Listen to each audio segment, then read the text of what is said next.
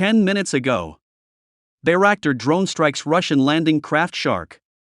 The landing craft came under missile attack in the Black Sea.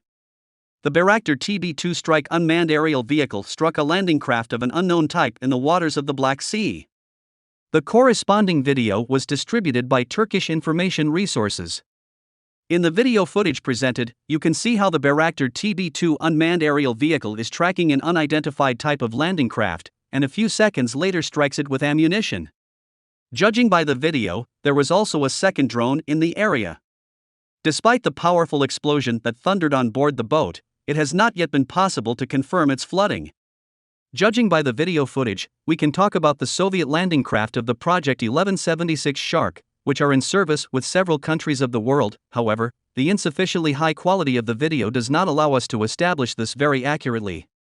Considering the presented video footage, the boat was near a small island. Taking into account the data of the Turkish resource clash report, we can talk about the island of Serpents, where two unknown marine objects were also hit a few days ago.